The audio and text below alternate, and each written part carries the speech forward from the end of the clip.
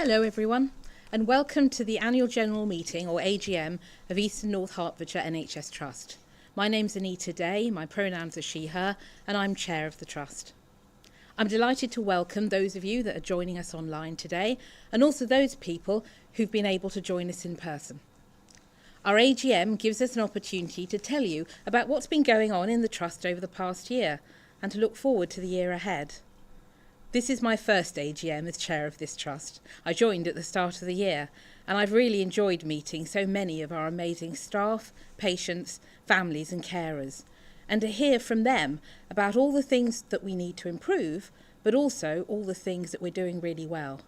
I've been so impressed by the passion that our people have for their patients and for doing the best job they possibly can for them. Next slide. So let's look at our agenda for today.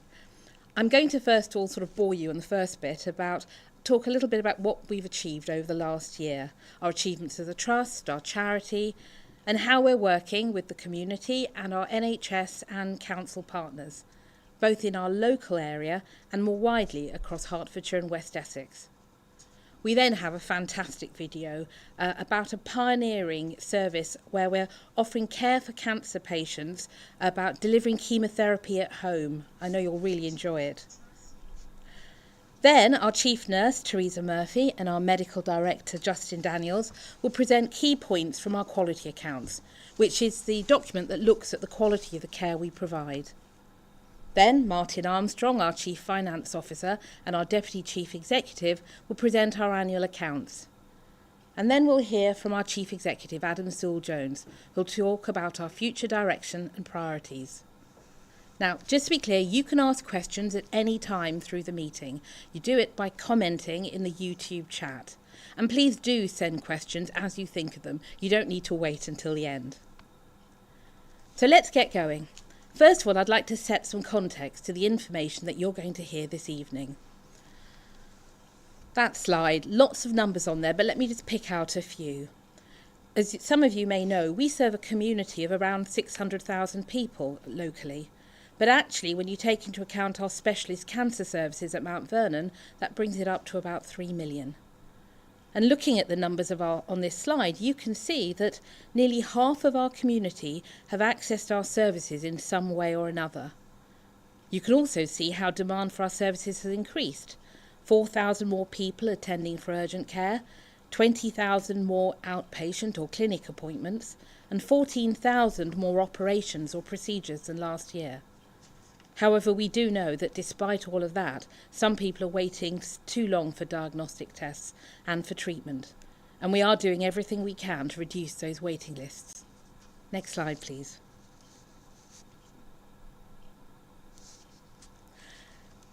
So in terms of our patients, Teresa and Justin will be speaking in just a few minutes about how we are improving care. But I did want to highlight some recent developments that are really helping us make a difference to the care for our patients. Our waiting times for cancer treatment remain amongst the shortest in the country, and overall only 70 patients remain waiting longer than 65 weeks for treatment. The number of people waiting over a year for treatment is reducing every month, and as we just saw, in 23-24 we actually carried out more operations than ever before in a bid to reduce those waiting lists. There is more to improve in our community paediatric services, including for those children waiting for diagnosis of neurodiverse conditions, as demand for this service has increased hugely. We're working together with our partners in the NHS to find a way to see more children more quickly. In August, we launched our Patient Hub, supporting patients to manage their appointments and letters online. This is now being used by over 19 specialties. And in December 23, we launched our Call for Concern service, which allows families to get a second opinion about their loved one's care. This may sound familiar to some of you because you may have heard about Martha's Rule, and Teresa will talk a little bit more about that shortly, but this was something that predated that. And then later, Adam will talk about how we're investing and continuing to invest to make sure that our progress continues. Next slide, please. With regards to our staff, we've seen some great progress in our staff survey. significant improvement in 5 out of 7 people promise themes, and in the workforce race equality and disability equality standards. There's more to do to ensure equity for all our staff, but we have seen significant improvements over the last year, and we're continuing to work on becoming an even fairer and more equitable employer in the years to come. Next slide, please. This is one of the things that's been a real highlight for this year. In January, we introduced our new Values into Practice Awards, or VIP Awards. These monthly awards recognise and celebrate our staff who demonstrate one of our 3 values: include, respect and improve, with the prizes kindly donated by the Trust charity. Adam and I really enjoy getting together each month to choose the winners, and it's always inspiring to read the stories behind each nomination. Next slide, please. I talked about investing, and let's talk about some of those things. We've been busy investing in improvements for our patients in many ways. Some of you may have come across the new urgent treatment centre at the Lister so that people can get care more quickly for minor injuries and illnesses. The centre has seen more than 18,000 visits since January and has now recently opened for children too. We've invested in our maternity unit, which in January had the most improved patient survey results in the country, and that's from the Care Quality Commission. Well done to all involved in those improvements. And the Mount Vernon Cancer Centre has seen an investment of £7 million to carry out improvements to their buildings, but also to invest £10 million in a piece of kit called a linear accelerator, or LINACs, which are used for radiotherapy. As you can imagine, they're expensive things, but we've invested in them and they're already having an impact for our patients. And finally, we continue to invest in training for our staff in our new East and North Herts production system, which I'm sure you'll hear about later. This empowers our staff to make improvements and measures the impact in a scientific way, with patients at the heart of every change we make. Next slide, please. Thank you. Of course, working closely with our partners in the NHS and in local authority is more than ever crucial to how we deliver care. We're currently working as a system to build a new surgical centre for Herts and West Essex, which will handle high-volume, low-complexity surgery in St Albans. The point about it is it's separate from facilities that get involved in emergency work, so it means that they can keep going whatever else is happening, so it helps to reduce waiting lists. And here at the Lister, we will shortly be opening our own vascular hub, which will be supporting patients from across our county, with a new state-of-the-art hybrid theatre opening very soon. Next slide, please. We also continue working with Hertfordshire Community Trust on the Hospital at Home service and the Heart Failure at Home service, both of which aim to support patients to stay at home and avoid having to come into hospital. And of course, I couldn't go without talking about our charity, a true partner in every sense of the word.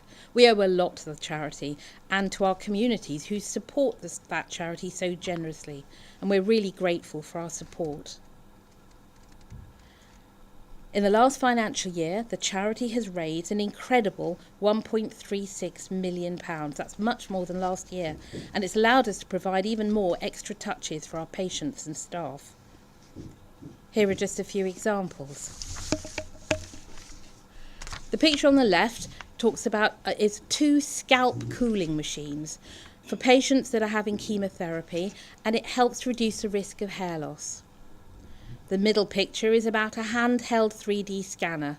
So that's for patients undergoing radiotherapy so that they can have a digital impression of areas that need to be protected during treatment. Means we can create something that's custom fit to them. And finally, the picture on the right is a safe space in our children's A&E for children who are in mental health crisis. On top of that, our charity has generously funded many initiatives for our staff, including our annual Thank You Week, our annual Staff Awards event, and as I mentioned a few minutes ago, our monthly VIP Awards. We're really grateful for all that support, so thank you. And if any of this has inspired you to get involved in helping the charity, please do. There are lots of ways for you to help us and them raise money. I mean, for example, we have a sponsored fire walk coming up at the Lister site in November. If you'd like to get involved, I'm sure the charity would love to hear from you. And finally, I need to say something about our volunteers. Our volunteers are phenomenal, and the feedback we get from our patients all the time tells us what an impact they have in little ways in making their visits and their stays at our hospitals so much friendlier and easier. We are very grateful to those volunteers who continue to support us, but really have a massive debt to you. And talking about our volunteers, they're not just humans. Some of you may have seen our dogs around the Trust, but some of you may not have seen our Shetland ponies, also our musicians. These therapy animals can have a massive impact on patients, and that little quote there says it all. So thank you once again to our staff, volunteers and partners. Now, enough of me. Let's see the video.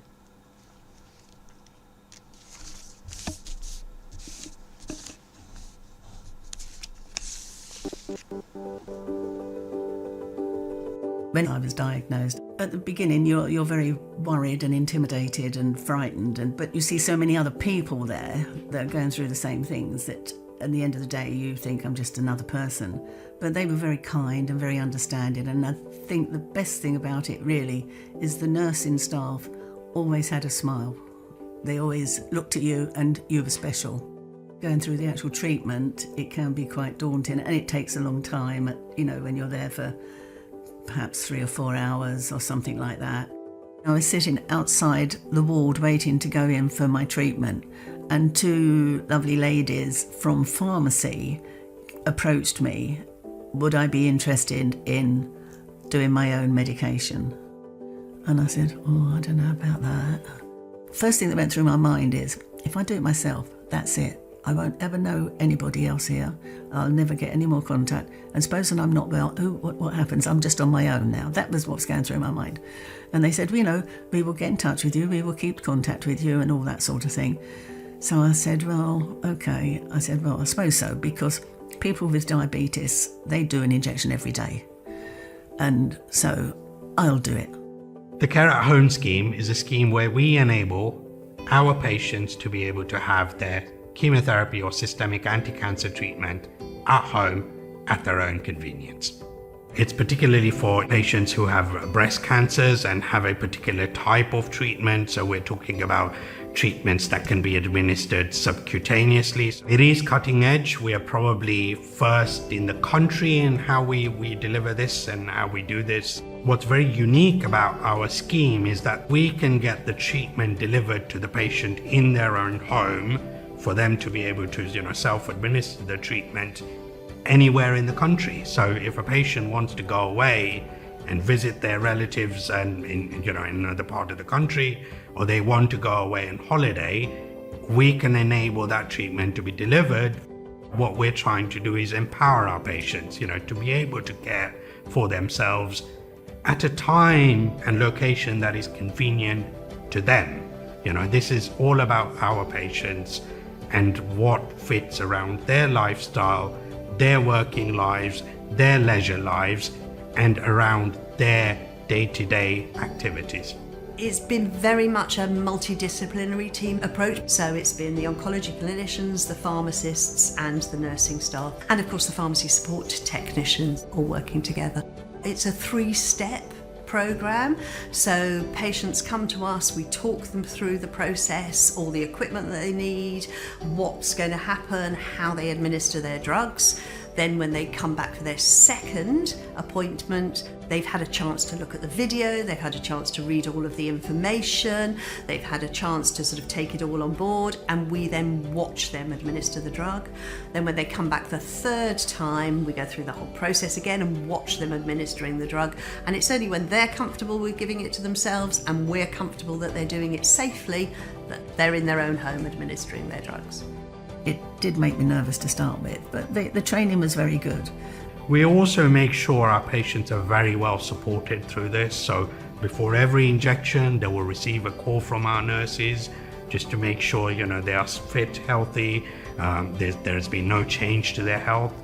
And after the injection, one of my team from pharmacy will call them up as well, just to make sure that the injection went well, there were no particular issues, they're not experiencing any side effects following their treatment. So we continue to support the patient. We make sure that the patient doesn't feel as though they're isolated in any way whatsoever. It's making sure that they feel that they are receiving the same level of care as they would if the treatment was being administered to them in the hospital.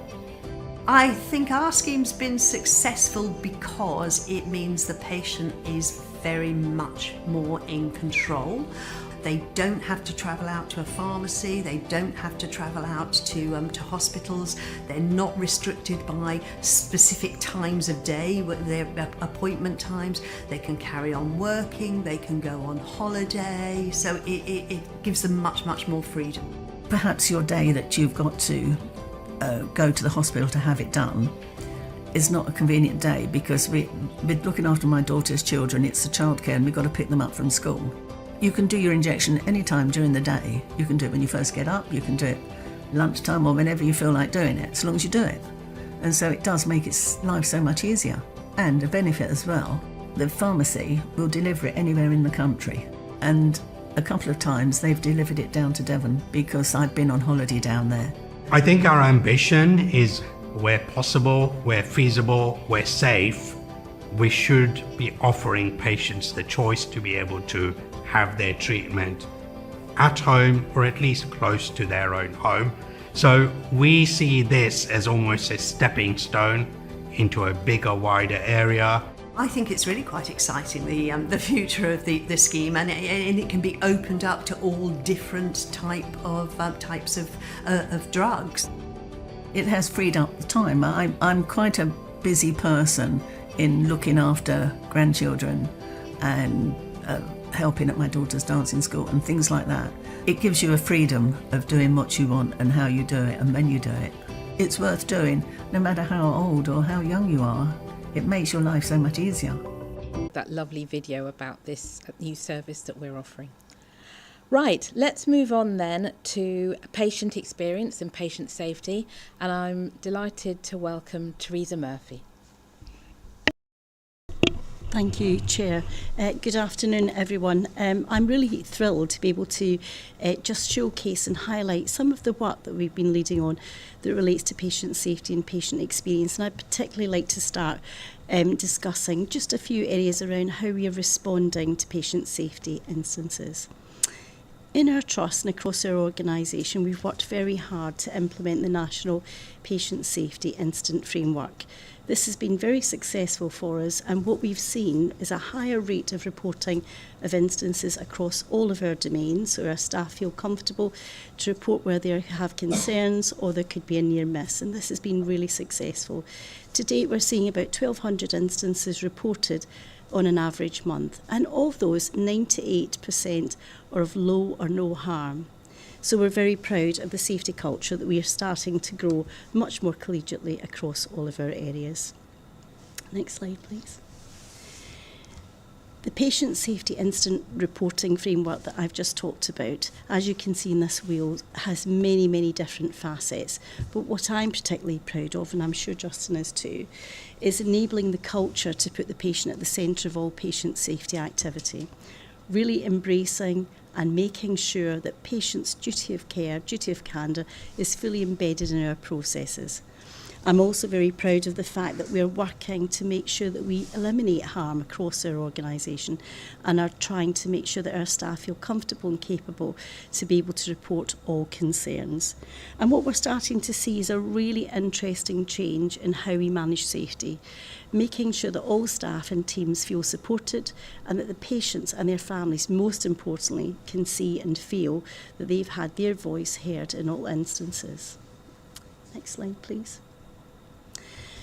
And then it would be remiss of myself not to mention the very tragic and sad case of wonderful Martha, who died so sadly and tragically at 13 years old in a hospital due to sepsis. I'm very pleased to say that we are one of the national teams, part of the national pilot team supporting improvements in Martha's Law. So what does that mean? That means that 24/7 we have a critical care outreach team that will respond to the very sick and vulnerable patients. They can link in with key medical staff and ensure that patients are moved to the right location of care, and that they have an expert overview of their condition.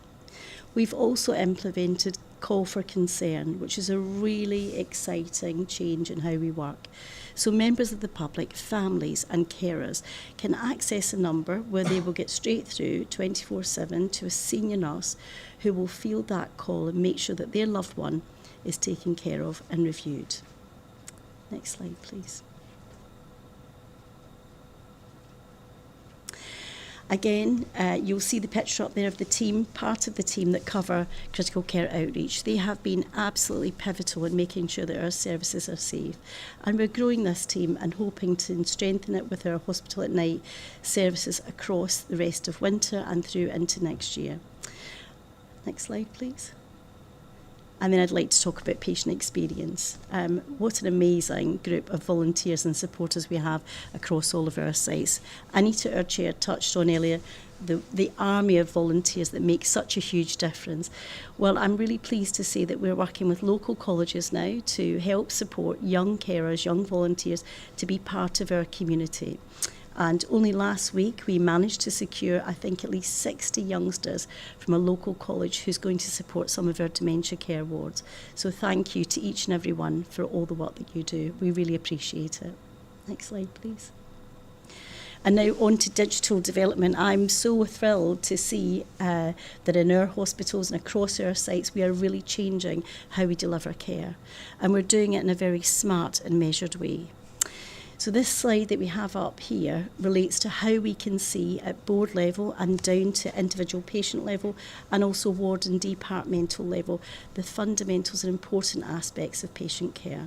That ranges from have we done your VTE assessment all the way through to have we made sure that your observations are on track, that your medication has been ordered and that you've seen the doctor that day. So I'm very proud of those results and I'm sure at future AGMs we'll see more of that. Next slide, please. So data really does drive what we do, and what you'll see on this slide is the screen that's central in our emergency department, and this screen tells us how many patients are in the department, how long it is to be seen at triage, how long it is until you will see a doctor, and your total time in the department.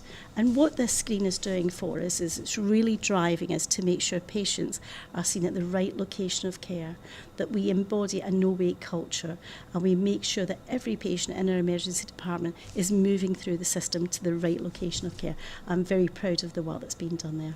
Next slide, please. And finally, digital development. Well, this has been an absolute revelation for us.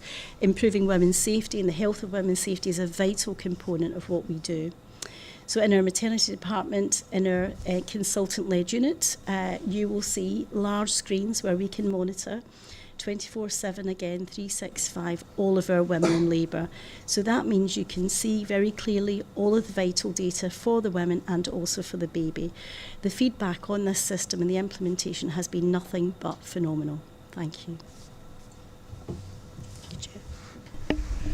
Thank you. I'll now hand over to Dr. Justin Daniels to talk about clinical quality. Thank you so much, Anita. I'm delighted to be here.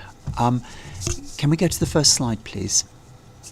So, part of my job as medical director at the Trust is to ensure that the healthcare that we deliver is as safe as it possibly can be. And that means that I spend time looking at a number of different metrics that relate to healthcare. One of the things I look at in an awful lot of detail is mortality, how many of our patients sadly die within the organisation, and there are a number of ways of doing this. We use two of the nationally recognised metrics, HSMR and SHMI, and we look to see how we compare to other organisations as well as how we compare over time. You can see on the graphs on that slide that we are the blue line, and that the average for other hospitals is the yellow line. So we're doing significantly better in terms of the mortality of our patients, both at any one time, but also you can see that there is improvement over time, and that's reassuring. Can I go to the next slide, please? But it's not enough just to look at mortality. We need to look at what our length of stay is, and we know that we compare really favourably to other organisations in terms of how long patients admitted through A&E will need to stay in the hospital. We also need to look at the likelihood of being readmitted to hospital, and again this is something that over time is really stable but also is very much better than we would see in other comparable organisations. And it's important that we triangulate those three things when we're thinking about the quality of the care that we provide. Can I go to the next slide, please? So I wanted to talk very briefly about a couple of really significant patient safety improvements that we've made in the Trust over the last year. We see several hundred patients each year admitted to the hospital with stroke. We're the second busiest unit for stroke in the east of England, and it's therefore really important that the care we provide is excellent. We know that the sooner that patients with stroke get the right care, the better their long-term outcomes will be. Nationally, we use something called the SNAP audit to tell us how we're doing with stroke. A is the best in the country and D is the worst. We were a D, unfortunately. Over the last year, we've moved up to a B, and I'm really, really pleased. This shows that we're making significant improvement in the care of our patients with stroke, and that means they will get better outcomes ultimately. HIE is a digital tool that we're using to bring together the patient record. Over the last year, we've developed the ability to see not just the patient record for the patient in hospital, but the patient record when they're being seen by their GP or when they're being seen by other local services. This means that when a patient comes into our emergency department, we're able to see far more than the record we were previously able to see. And this can be incredibly useful. In fact, I was using it earlier on today to see the care that a patient had received from their general practitioner so that I could then work out what we were best doing for that patient in ED and understanding what that patient's care trajectory was. So this gives us much more power, and it's not the final article, but it's a start of tying together the whole patient record.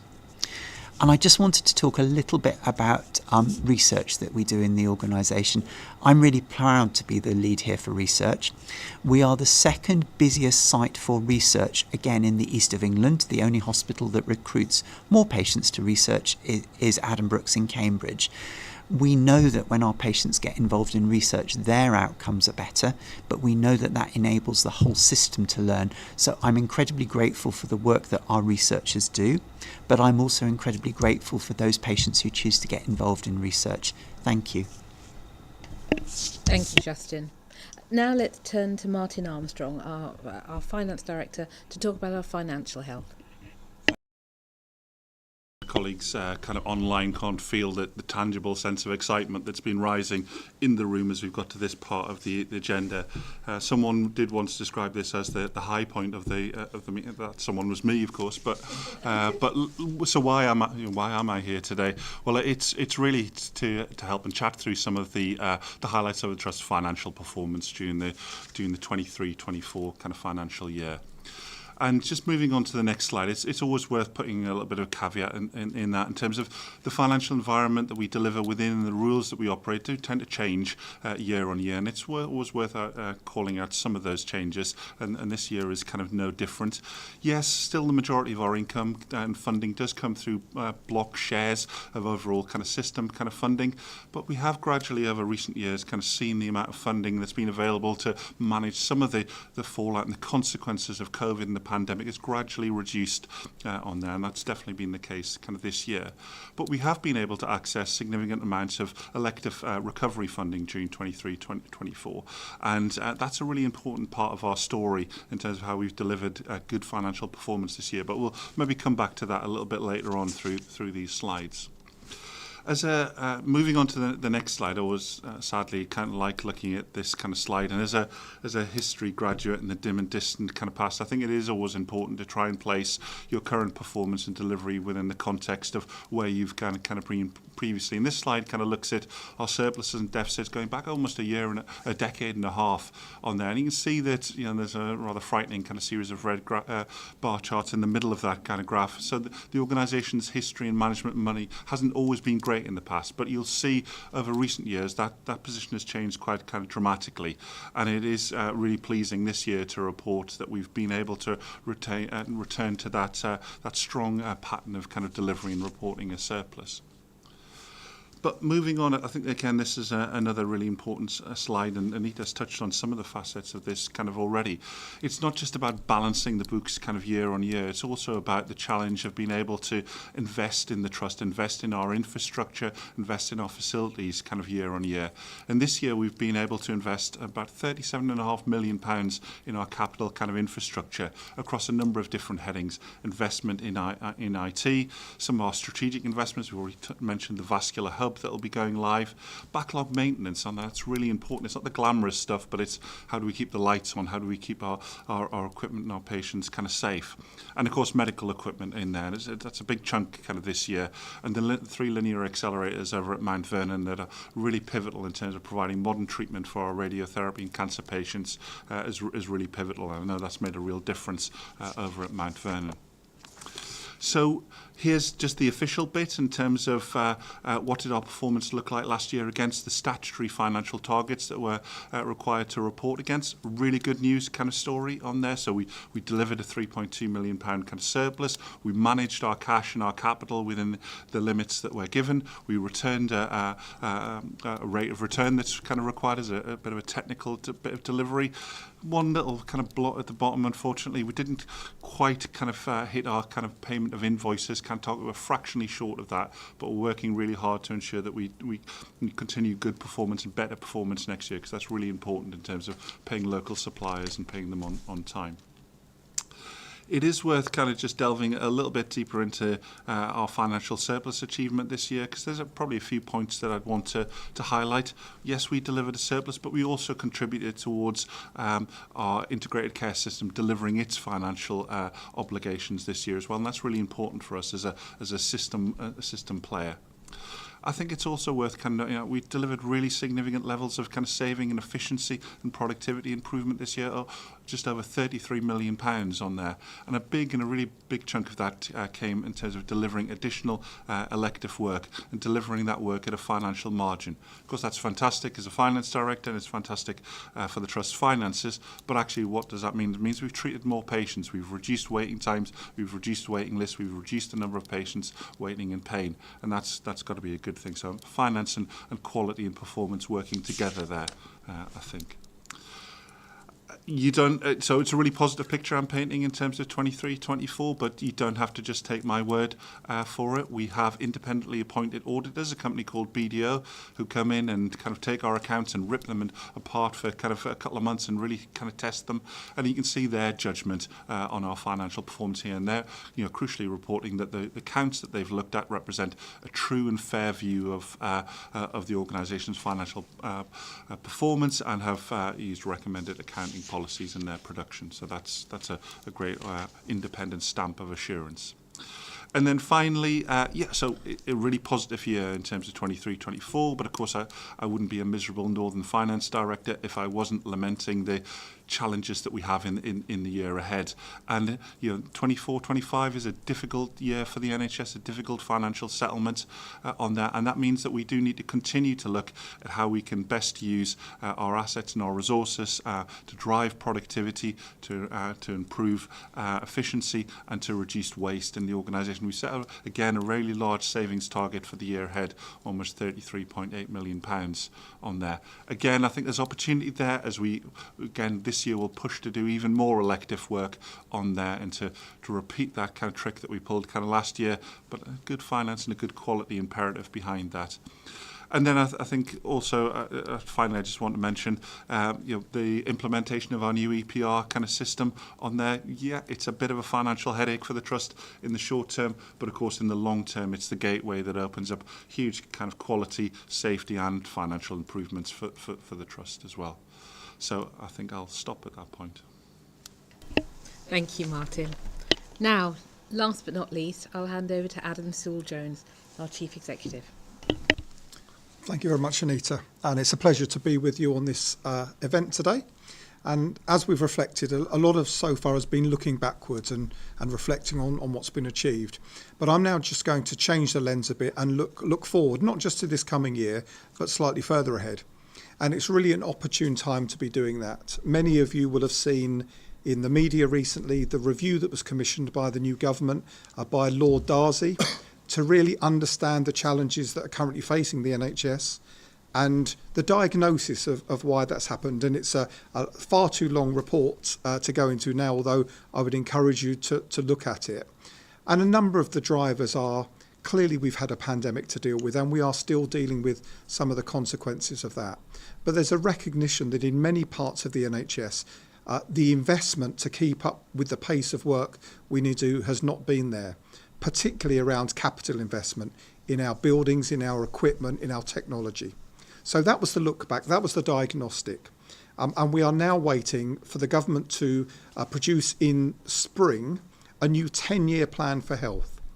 And work is going on to speak to the population, to understand what the real needs are, not just now, but what does a healthcare service look like in the future, and how are we geared up to provide that. So we will watch that with real interest, because even though we are a standalone organisation, we don't operate as an island, and we are very much driven by those national strategies.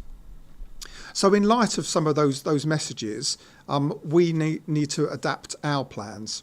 And there are 2 or 3 key framings of that work, and 3 shifts that they talk about. And one is about moving more care from a hospital basis to a community setting, closer to people's home. The second one is the NHS moving from analogue to digital, and we'll touch a bit more on that digital transformation that we're following. And the last bit is around really moving from healthcare to prevention. And again, although our main role in this setting is to deliver healthcare, we know and we want to have a role in that prevention agenda. So if I move us on to the next slide and just describe our vision, this is where we want to get to. We developed this a couple of years ago, and as a board, it's really important that we set some clarity for all the people who work in this organisation, as well as our partners, of where we want to get to. And we've said by the end of the decade is our ambition, but we know this kind of vision is aspirational, and we will keep wanting to do more. And there are 3 bits I would just touch on here. It's really important for us that we have your trust as our local community. That community includes very many of our staff who will use our services as patients, as will their friends and family and loved ones. And so it's important that they can trust us to deliver great care when it's needed. In this building and in our various settings across the trust, every single day, outstanding care is delivered. And I know that because I get regular letters from patients asking me to pass on the thanks for the brilliant experience they've received. But we know, and I know this from the complaints I also review and sign responses to, that we don't get it right for everybody. But as I speak to staff, I know there is a real desire to make sure that even if there's 1% of people that don't get the care they want, we need to strive to reduce that 1% so that consistently everyone gets outstanding care. But we're also aware that when people come and use our services, it's far more than just the clinical intervention. And it's really important for our staff who are not clinical, as well as those who work in clinical settings, that we get better and better in providing excellent service in terms of the way we communicate with people, the ease with which they can access our services, and the whole experience is something that is as good as we can make it. So we've identified 4 areas that we want to focus on to make that vision come alive. And you'll see this on the slide here. It's about quality, it's about that consistent quality, but importantly, it's about making sure we reduce health inequalities. For whatever reason, we know parts of our population do not access service or get the same outcomes, and it's important that we gear up our services to minimise that disparity based whatever your condition or circumstances are. We know our most important asset in a healthcare provider are the people. We are blessed to have outstanding people who work here, but we want to make sure that every day they come to work and feel valued, feel supported, feel well led, and have that opportunity to develop and enhance their skills to be better at what they do. As I've said, we don't work in an island, and increasingly we need to make sure that pathways for patients through their GP practice and other bits of primary care, through community services and into this hospital, through the hospital and back to the other side, it's important that it feels like one organisation rather than constantly being handed off one to the other. And we want to keep striving to make those pathways as smooth as possible. And lastly, we know we are not delivering against every standard we would want. And that's across the whole of the NHS. But we believe very firmly that despite that challenge that sits with us, tomorrow can always be better than today. And so we want to really focus on making sure we continually get better. And over time, that just builds and builds and builds because we have that ambition to deliver exemplary service and outstanding care. But it's important this is connected with reality. So on the next slide, you'll see our priorities that we set, and I'm not going to go through each of these, but these are where the senior leadership of the organisation has identified the areas that we believe we can make an impact on this year. For example, reducing any weights in our processes, making sure that the place feels as safe as we can possibly make it, making sure that we use the digital technology to unlock productivity and make experience better. So we share these priorities across the organisation, and each year we're going to get better and better to try and connect all of our staff into them so that they feel very much part of our efforts to make the vision a reality in this organisation. So that's kind of what we are going to do, but importantly, it's how we do it. And we have 3 values that were developed with our staff. About 500 staff are involved in setting these and looking at the behaviours we expect to see from each other, how we interact with our colleagues, but importantly, how we interact with our patients. Each of these words can mean different things for people, and we've asked every department to really understand what these 3 values mean for them. But at a high level, we want to make sure that everyone who works in this organisation, everyone who comes and uses our services, feels included. They don't feel they have to keep information back about themselves, or assuming because English isn't their first language, or based on their sexuality or any other domain, that they won't get the same high quality of care. We want to make sure respect is really underpinning what we do. That's respect for each other as colleagues. It's respecting the lives of the individuals who use our services and making sure we design our services around people's lives and not expect people to fit in with what suits us.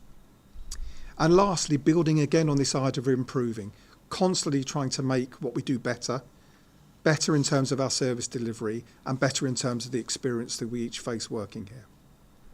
Next slide, please. So let's talk a bit about the road ahead. And I've already mentioned the context of some of those national changes. We know the NHS has to reform, and the government have been very clear about that. And we know they've also said investment will come, but only with reform. And as large organisations with thousands of people in, often some of that reform is quite difficult. But I just want to highlight some examples over the next year where we're really going to see some of those changes. So we describe our built environment. As it happens, and if my history is correct, 52 years ago today, the first patients came into this hospital at Lister.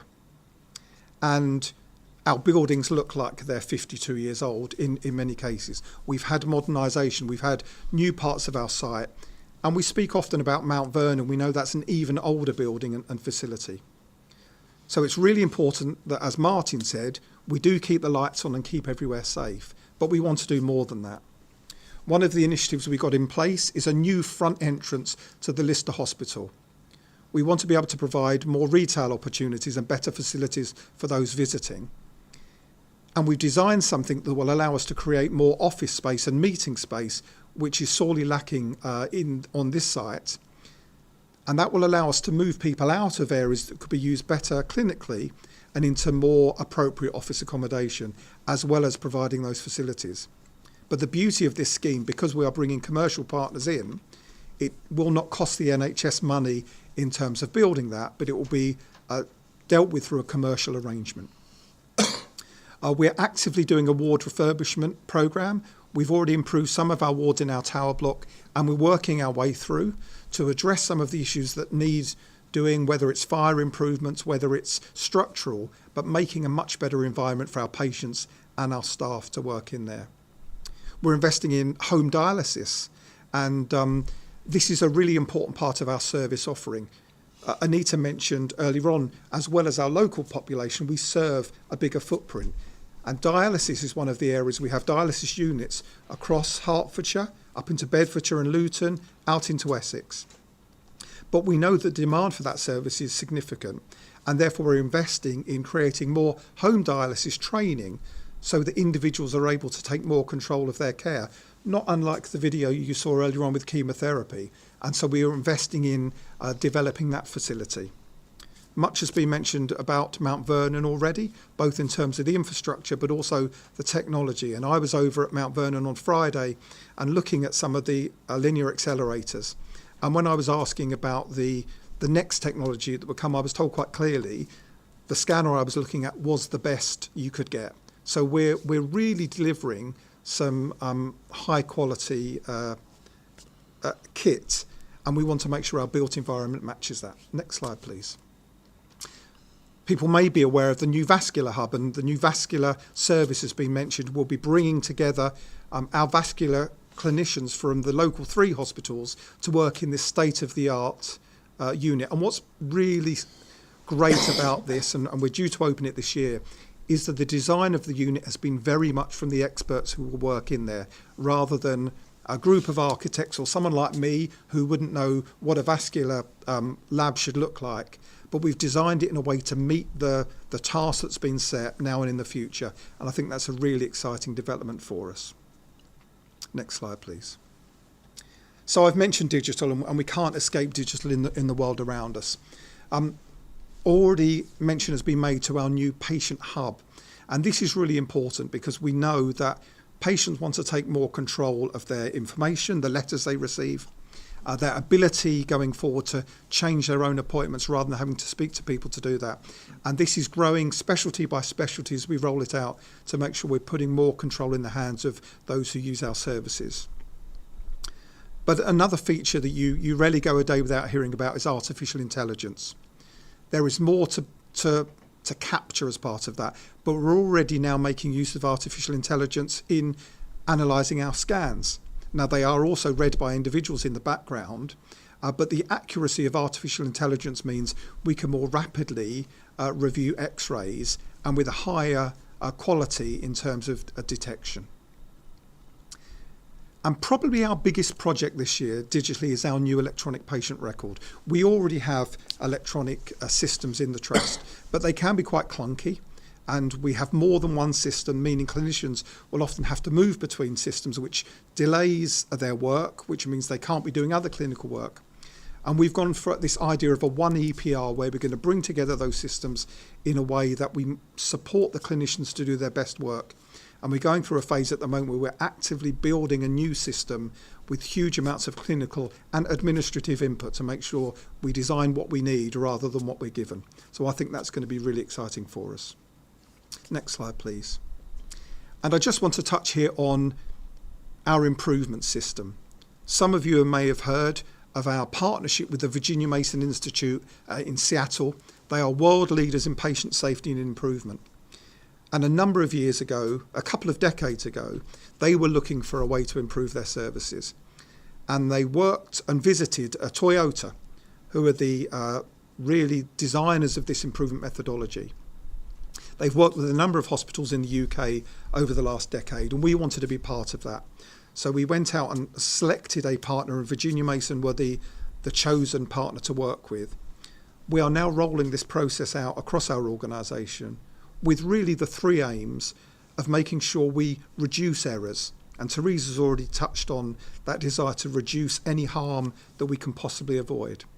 We want to reduce the burden of work on our staff because they work extremely hard, and at a time when we've heard about waiting lists and we know there's pressure on the system, we need them to be able to work well and not just constantly working harder and harder, but freeing up their time to do the work that really adds value rather than wasting time on multiple systems, for example, as we've already touched on. But we need to be more productive. We need to find ways of reducing spending our resources on things that are wasteful and only spending those resources on things that add value. We have trained over 300 of our staff already just in the last few months, and it's fantastic going out to the wards and being taken through by staff the improvements they've been delivering that will be impacting on our patients every day. Often very small changes, but they can have a real big impact. And the beauty of the method, when you have 7,000 employees, if they are all doing that, it doesn't rely on the senior leaders to come up with the answers when the best answers are known by the people who are doing the work. So really exciting for us. It's a 3-year partnership initially, and we genuinely believe it will transform our organisation, and we aspire to be national, if not international, leaders in this approach. Next slide, please. I mentioned one of those shifts about moving more work from the hospital to community, and we can only do that in partnership with other people, but there's a number of partnerships we are developing. We are currently waiting to hear from the Department of Health about approval to become a teaching hospital. We teach significant volumes of students from UCL Medical School, Cambridge Medical School, and we're excited that the University of Hertfordshire will shortly be opening their own medical school, and we will be a key partner in that. So having that teaching hospital status will reflect the huge amounts of work we do training students in this organisation. And we think that the opportunities of a medical school, whether it's through research, whether it's through building our brand in terms of that training offer, can only be beneficial for us, the local community and the university. The real working in collaboration across our system is with Hertfordshire Community Trust, the Mental Health Trust, Primary Care, and also the voluntary sector who do massive amounts. And we are pleased to take a leading role in the Eastern North Herts Place Healthcare Partnership, where we are really striving to make care better for our local community and make it a healthier community. Many of those things will take time, but our focus over this next year is to really look at our frail older population. We know one of the successes of the NHS has been we have an ageing population, but that comes with additional needs, not least about frailty. And what we want to make sure is if patients have a fall or their frailty reaches a point where they need support, if there is a way to support them in their own home environment and not in a busy hospital ward coming through an emergency department, we need to find opportunities to do that. So we're currently building a range of plans within the hospital, within the community, and as I say, working with the voluntary sector to really try and make a difference for our frail older population this year. And I think that was all I had to say at this point. Great, thank you, Adam. I hope that's given you a fair view of what we've been doing over the last year, but also what we are working on today and will hopefully be delivering in the coming year. And I now think it's time for us to look at questions. I'm told there are some questions on that you've been putting in there, and please carry on doing that. But I actually have received 5 in advance, so perhaps I'll start with those and then we'll move on to the others. So apologies, I just need to read it out. So the first question. What is the length of the waiting list for RTT at the Trust, and how is it being reduced over the next 12 months? I'm going to ask our Chief Operating Officer Lucy to respond to that, and perhaps you better explain what RTT is for some people. Thanks. I will. Body. The current length of our waiting list has reduced over the last year. And looking at it in terms of median wait, so that's the average wait that most people could expect to wait, it's reduced from 18 weeks to 14 weeks over the last year.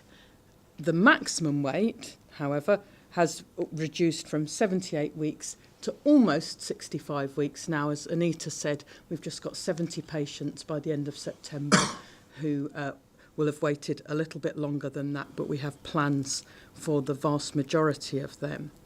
The RTT stands for referral to treatment time, and that's the way that we measure waiting times in the waiting list in the NHS, right from the time that your primary care practitioner or your GP refers you in through often an outpatient appointment with us, through maybe diagnostics or imaging, to your final treatment, which may be a procedure or surgery. So those waiting times that I've given you are for all of our specialties, with the exclusion of community paediatrics, which we now report separately, having been asked to, as all hospitals have, to report those services separately to inpatient services. In community paediatrics, where Anita said we have had, as many other services have across the country, really big increases in the demand for that service. We have nearly 6,000 children waiting in our community paediatric service, and we're working really hard across the whole of Hertfordshire and West Essex as one single health system to try to improve those waiting times. I think the second part of the question was how do we plan to reduce our waiting times over the next 12 months? Well, as Adam was explaining, with the E&H production system, we want to introduce a number of ways of working that are different and better and that cut out wasteful parts or non-value-added parts of these journeys for patients. So I'm confident that we will reduce our waiting times over the next 12 months, as we have done this year, hopefully to a medium wait of about 12 weeks, or to a maximum wait in most services to below 12 months again. Some of that will depend on resources available for investment as well. Thank you, Teresa, and I hope the person that asked that question, I hope that answered it for them. Right, turning to the next question. What is the problem with paediatric audiology service? And when will the waiting list be reduced to less than 3 months? I'll ask our Chief Nurse, Teresa, to respond. Thank you. Thank you, Chair. Yes, there has been a national review of audiology services across England, and unfortunately that national review did highlight some gaps in terms of consistency of application of testing for children, and several services across the country have been paused as a result of that review. We have taken immediate action as a result of that review, and we have tried to ensure that our children and our services are directly supported. We have invested across our audiology infrastructure. We have appointed a head of audiology who's extremely experienced, and we are working with colleagues in the ICB and the region to make sure that all of our children have the right access to services. We have, of course, focused on the more vulnerable and the more high-risk children. So they have been collated and pulled together to make sure that we have a line of sight into where those children are and who they're being seen by. So we've worked as a health economy to make sure the most vulnerable children are being followed up. I would like to say, Chair, that we'd be able to reduce that risk imminently. However, we are working collectively with our regional colleagues to make sure that over the next 12 months we move forward with reducing that risk. What I can't give you, sadly, is a date today. Thank you, Teresa. Right, next question. Will the new EPR system link automatically to the primary care patient record? I'll ask our Chief Information Officer, Mark, to respond. Thanks. Thanks, Anita. So the new or upgraded EPR system will connect directly to the Herts and West Essex shared care record, or sometimes referred to as the HIE, and I think Justin referred to that earlier on. So the shared care record is available to all clinicians in all care settings.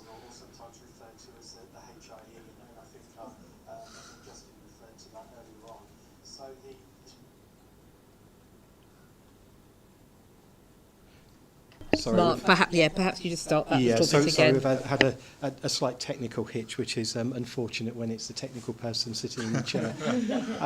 So just let me just start that piece again. So the new EPR is connected to the Herts and West Essex Summary Care Record, SCR, and also referred to sometimes as HIE. So the Summary Care Record is available to all clinicians across all care settings, and any information of the patient is stored in there, so things like discharge letters, blood results, diagnostics, all go into that system. So every time that you visit your practitioner, wherever that is, they will be able to access that.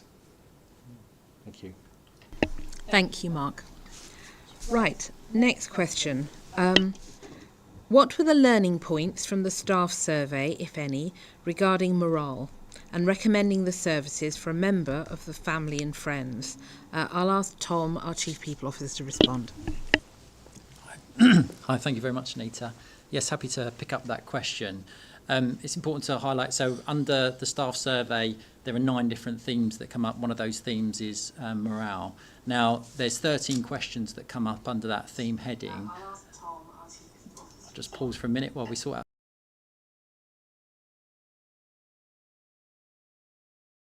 Okay, I'll carry on from here. So of the 13 questions that come under that theme heading of morale, 11 of those have actually significantly improved from last year, which we're really pleased about. In terms of some of the learnings from some of those areas, so one of the things that really improved was staff considering leaving the organisation, and I think we referred into an earlier slide around our retention figure being again significantly improved over the last couple of years, which really supports that improvement from the staff survey. Area which we did improve, but we are still a little bit away from benchmark, is around access to materials. So a focus over the last year has been making sure that we've got the right amount of kit that's available for people to use, again, which has been referred to several times through the presentation. In terms of recommending staff, so there's 2 parts to that question. One is about recommending Eastern North Herts as a place to work, which we significantly improved last year, which we're really pleased to see. We didn't see the same improvement around recommending the Trust as a place to care. And so one of the fundamental learnings for us is really how we look at our systems and processes around complaints and incidents and how we learn from that. And again, from Teresa's presentation earlier, she highlighted a few key points around how we're working on those improvements. Thank you, Tom. Right, the last of the questions that we received in advance is this, and it's a little lengthier, so but I'll try to read it correctly. Dialysis capacity at the 5 units managed by the Trust is under great pressure, and we will run out of capacity soon. That's renal dialysis, I think. In addition, the provision of home dialysis is below the national target agreed by the kidney community in the UK. What steps is the Trust taking to ensure that we continue to provide safe dialysis provision to in-centre patients at their nearest unit, and to increase our provision of home dialysis? I think I'll ask Martin to respond. You know that the number of patients requiring dialysis across the community we support has grown quite significantly, particularly since the pandemic. And of course that does create enormous challenges in terms of managing that capacity and managing that space. And I think, as Adam mentions, we're recognising that. We are making a really significant investment, about £900,000 across the next 12 months, to create some additional capacity to support the expansion of home dialysis services. So hopefully that will make a difference. But we recognise that not everyone can kind of dialyse at home, and that's why we continue to be in really active and robust conversations with our commissioning colleagues across the east of England to understand dialysis growth and what we can collectively do to respond to that. So it's an issue the Trust is actively working on with stakeholders. Thank you, Martin. Those were the 5 questions I had in advance, but I think some more have come in. Ailey, I don't know if you're able to help us with those. Yeah, absolutely. We've had 3 questions come in, Anita, and I would encourage people that are watching, do post your questions, and now is the chance to ask them. So we have one question which is around the government is suggesting the NHS needs reform without additional money. How is the infrastructure at sites such as Lister and Mount Vernon going to be updated for our modern day needs? Thank you. I think Adam's the best person for that one. Thank you. And I kind of touched on this earlier on. I think there will be investment. I think that won't come immediately, but I think as on the back of the 10-year plan, there is recognition there will need to be some investment, but there will be a trade-off in terms of the expected delivery on the back of it. However, even before that comes, I think you'll have seen from the presentations, mine and some of Martin and Anita's, there we are already making investments in improving the infrastructure in terms of the digital underpinnings of the organisation that tries to make this organisation a more modern one, and even in things like the linear accelerators that I've mentioned. With the most up-to-date technology, we're able to get more patients through. And one of the areas, for example, we will be exploring is, again, how we more use artificial intelligence, because we know other centres have been modelling some of this and reducing the time, for example, it takes to do a scan. And the more we can use that kind of technology, the better we can use the facilities we have. However, I would also say, and it links back to the descriptions under the production system, we need to be better at using the resources we already have. And some of that comes from looking at the processes where no value is added and removing those, so investment in resources can go into the things that really matter to our patients and colleagues in the organisation. Great, thank you. And I hope that answered the question. Ailey, next question. Yep. And this is a question that came in via email. What difference will the vascular hub make for patients? Justin, is that you? That's me, thank you. Really good question, thank you for that. So the Vascular Hub brings together two separate services. It brings together surgeons who operate on blood vessels, so vascular surgeons, and interventional radiologists. These are a specific group of radiologists who do work, and I'm trying to think of the best way to describe it, but basically they stick little tubes into very little blood vessels in order to change them. That's probably not the best description, and I'm sure I'm going to get into trouble for that. The important thing about the Vascular Hub is that these two groups then get to work together in the same theatre space so that they can optimise the outcome for patients. So the Vascular Hub it's really two things. It's a bringing together of the two separate specialties so patients get the best possible outcome, but it's also a bringing together of all of the vascular surgeons across Herts and West Essex, so that we can give them somewhere that's state-of-the-art to work so that they can get the best possible outcomes for our patients, often with really, really serious surgical problems. I hope that's answered the question. Thank you, Justin. Ailey. Yep, and our final question is about Martha's Rule. So this person says, it's really positive that Martha's Rule is being implemented at the Trust. What difference can patients expect to see as a result, and how is it different to call for concern? Brilliant. I'll hand over to Teresa. Thank you. That's a great question, actually. It's absolutely vital that we comply with Martha's Rule, and it gives us a real opportunity to do three things. One is to make sure that we have a system that works 24/7, 365 across our organisation for safety netting of all compromised patients. The second thing that you'll see that's different at our organisation is that invitation through call for concern for families or loved ones or patients themselves to be able to access technical experts to give them that second line of defence. And the third aspect, and we're working really closely on this at the moment, is getting back to patients and relatives to check in to make sure that they feel satisfied as to how we've managed their concerns. So I am excited that we collectively as a clinical body are taking this forward. We are working with national colleagues across many regions to try and fine-tune the learning, and we will work collaboratively to fine-tune and make sure our services are as safe as they possibly can be.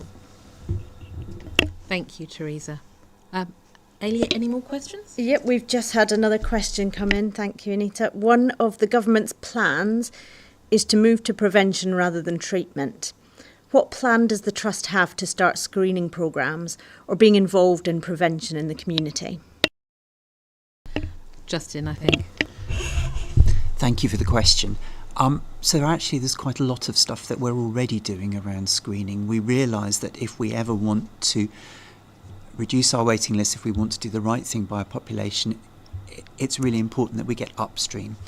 So the Trust is actively involved in targeted lung health screening. This is a fairly new innovation, and those people in the population above the age of 50 who smoke will be offered the opportunity to have a lung scan so that we can make sure that they are well. But we're also doing an awful lot more around smoking, and you'll notice some changes coming on our site around smoking. We need to help our community with smoking. It's really, really important. There are a number of other things that we will do going into the future in order to try and improve population health, and I'm happy to talk about those at a future AGM or at a future meeting if that's helpful. Thank you, Justin. Are there any more questions? No more questions, Chair. Lovely. Thank you very much. So if there are no more questions, I think it only leaves for me to say, first of all, thank you so much for joining us today.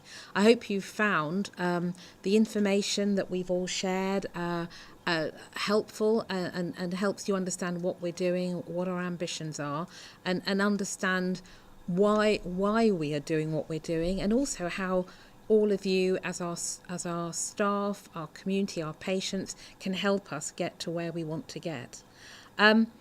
In terms of things coming up, one of the things we want to do is to try and share information with our community about new treatments or new things that we're doing. And we've actually got in the pipeline 2 webinars that are coming up.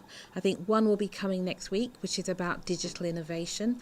I will explain how that's going to make a difference. And then I think probably the week after or fairly soon afterwards, we've got one on cancer treatment developments as well.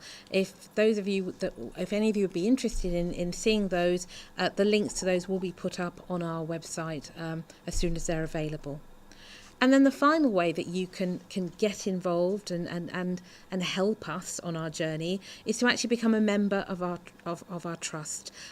We do have a membership. It means you get additional communication. You hear about things first. Again, if you go onto our website, you'll see details there of how you can become a member. We really would encourage you to do that. We want to understand what it is our community needs from us, because that's the way we can get better. So please do, if that's something that would be of interest to you, please do that. And finally, don't forget the fire walk in November. I'm sure the charity would love you to help them raise some money so that we can to do those things that will help our patients and staff. I think if there are no other comments or questions from anyone, again, thank you very much for your time this evening. I hope you found it helpful and have a good evening. Goodbye.